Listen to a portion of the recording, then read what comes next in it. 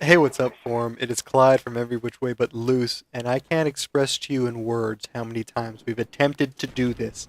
This is a forum breakdown. If you do not know what that is, it's when we get a couple forum members together and we talk about something in regards to video games. It could be Modern Warfare 3, Battlefield 3, trailer analysis, any of that kind of stuff. Well, today we're going to be playing a little bit of combat training, and we're going to be talking about Modern Warfare 3. If you guys don't know, Robert Bowling went on Reddit.com yesterday and answered a lot of questions to the community in regards to Modern Warfare 3. Some pretty interesting stuff. A lot of information was revealed. I'm not going to go into detail about everything, but if you guys are interested, I'll include a link in the description so you can read up on it. And first question from there. I'm going to paraphrase a little bit. Somebody was wondering if they're going to do anything to address how people tend to kill horn objective modes, how they don't follow the objective, how there isn't really an incentive to do it. And Robert Bowling says he agrees. He thinks that there's not enough attention for the objective, and they're looking at ways to adjust it. They're changing the points associated with it to put more. I guess you get more points when you capture objectives, and they're I can't kill that guy. And they're also oh god, they're they're also what is it? They're adding equipment to help objective players. So what do you guys think about that? Do you think kill whoring or people not playing the objective is a problem, and what would you like to see to change it? Kill whoring has been a problem since, everybody figured out that not going for the objective was the way to increase their kill death ratio. So I think that's definitely a step in the right direction. I agree completely with that. It's people just don't even care for the objective anymore. It makes playing alone just that much more difficult. So hopefully this can help out and make playing alone a lot less stressful. I agree. I mean, I don't think you're never going to get rid of kill whoring. I mean, they can definitely give more points, which I think they should give more points if you're in an objective-based game. That's where all the points should be based on is capping the objective and not points. But it's still not going to stop people from going for their KD and dashboarding if they or whatever. But I'm interested to see the whole fact of, like you mentioned before, the equipment. That helps you cap objectives. What equipment? That's interesting. What equipment could they add that would actually help an objective player? Like I mean, they made the flak jacket, which can help people capture flags, but that's a perk. What equipment do you think they can add that would help an objective player? I've actually read of someone talking about a marker type equipment that would make it seem like there was more than one person on a flag, like in domination. Mm-hmm. You would cap the flag faster, and if you only had one person on it, it'd be like having two on it. That'd be kind of cool. That definitely would help single people capturing alone. That'd be interesting to capture the flag at double speed that you normally would. We'll have to see what they. I'm horrible at sniping, by the way. We'll have to see what they do, but that would be really cool. I would appreciate seeing it. I know a lot of people tend to just focus on kill whoring and objective modes, at least when you're running with random teammates. So it would be nice to see more emphasis on the objective.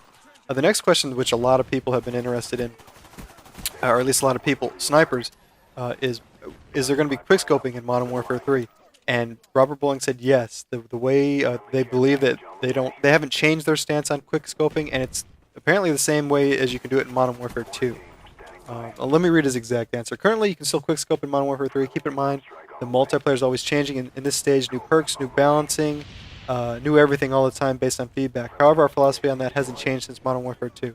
So I guess that might not mean quickscoping is exactly the same as Modern Warfare 2, but they still believe in quickscoping. What do you guys think about that? Well, quickscoping is certainly an acquired taste, one that I'm not willing to commit to, but I can see how they can't absolutely rule it out because people ask for it.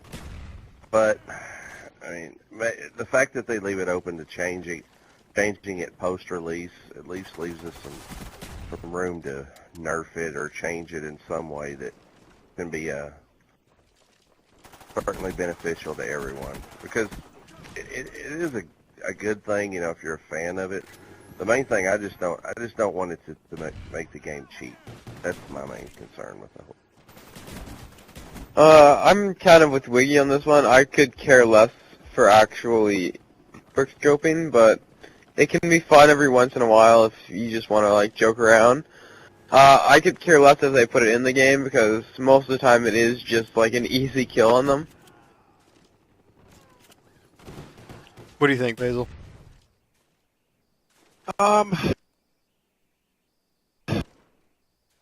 Oh god, I just had a huge black spike.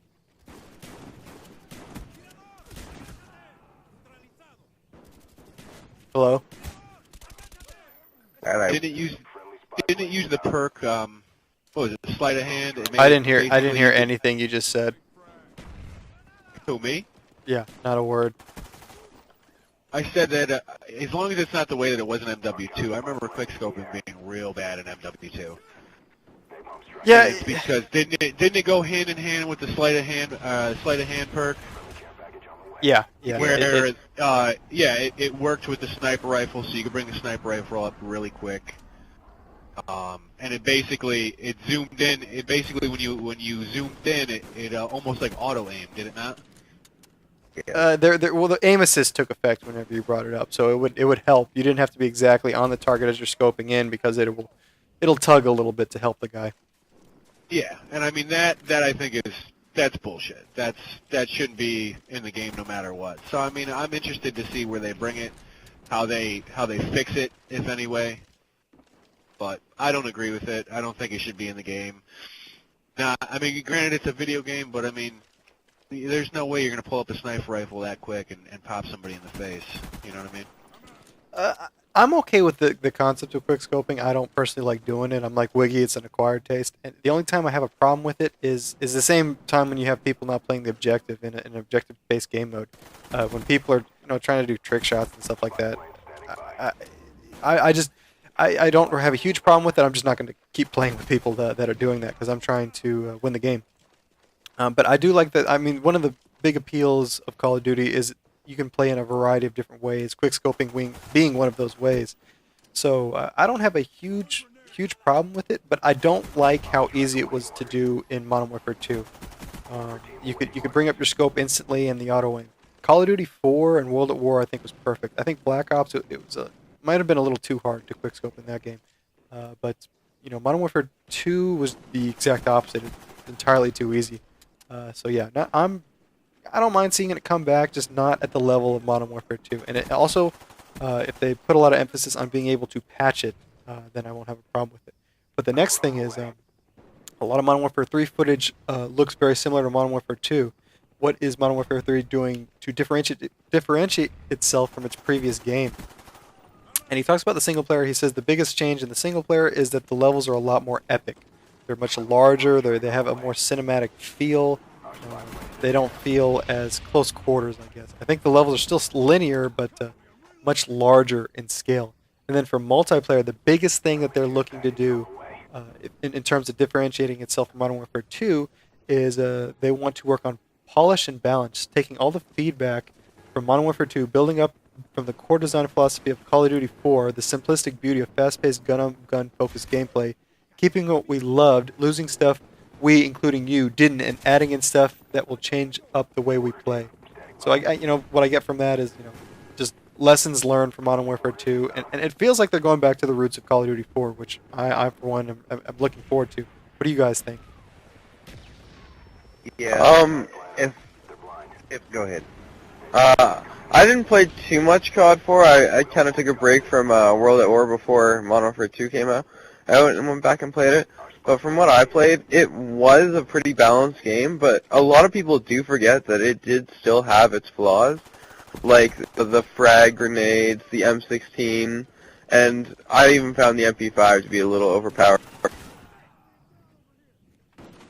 My main thing is that if they would concentrate on core gameplay instead of innovation, I think they would get a lot farther with the buying public, because it's neat to have new ideas, but the core gameplay has to be solid to keep the really hardcore gamers happy, because the new ideas are great, but it seems too much like tricking it up.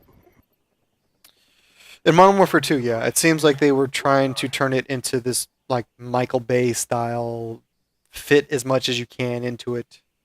It was too much, like over the top, in my opinion. And because of that, there was a lot of room for error, which was obvious in that game. What do you think, Basil? Be completely honest with you, I didn't hear the question. Uh, Do you the like question- that it's I going agree. back? I agree with I agree with Wiggy. Well done, sir. We're going to go ahead and move on to the next question because we're doing this.